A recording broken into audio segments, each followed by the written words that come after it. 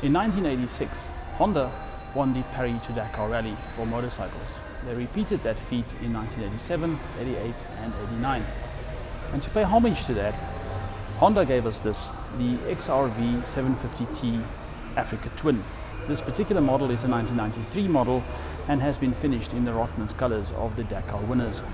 This particular model was stopped in 2003, and it took Honda another 12 years before they gave us another Africa Twin. Well, today I get to ride that very bike.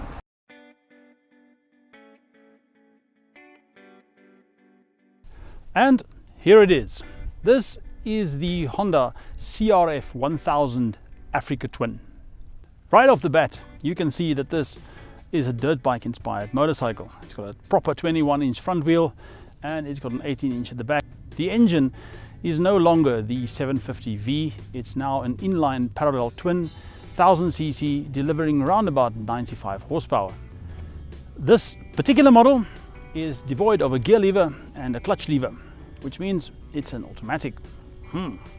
But not in the scooter constant variable transmission type of way. This bike has got 6 proper gears, and the only thing is that the shifts happen automatically.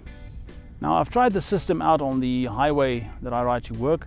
I lane split very slowly, and the bike was always hovering around 5th gear. I think if I put it into sport mode, it will hang on to a gear a little bit longer. The gearbox though, that works exceptionally well. The only time that you'll ever notice that you are in fact in another gear is when you look at the gear indicator on the dash.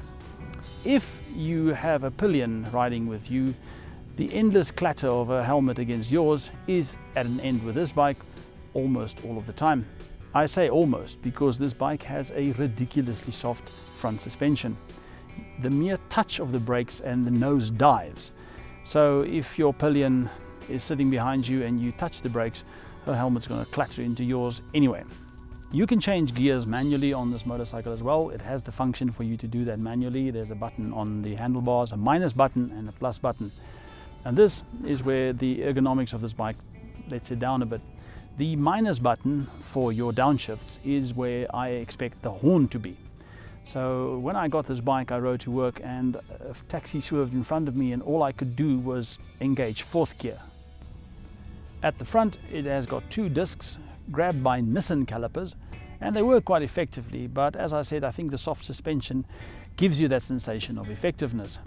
The brakes are obviously ABS assisted. You can switch the ABS off, but it only disengages the back wheel, so if you are on a gravel road, you can slide the back wheel. The front ABS never disengages. It took Honda 12 years to come up with this motorcycle since the last Africa Twin. Now that gave BMW and KTM the opportunity to corner a market of adventure motorcycles.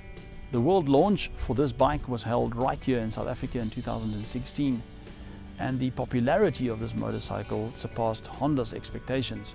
Now comes the obvious comparison part. I rode the BMW 1200 GS, I rode the KTM 1290 Adventure, and this is not their direct competition. In fact, the Honda sits pretty much alone in the 1000cc market. Now, until I get my hands on the KTM 1090, I will be able to tell you which of the two I like more. This is an exceptional motorcycle. I say that because it is light, it is nimble, and when I had to ride up this rocky little hill that I'm on at the moment, I had no hesitation of just pointing the front wheel in a direction, feathering the throttle and just go. The DCT worked perfectly. Never stalls on you when you are off-road like this. With the traction control also set a little bit lower, I could get pretty much anywhere that I wanted to go, and here I am. If you are in the market for this type of bike, the Honda Africa Twin will not disappoint, and if you really want, go for the DCT version.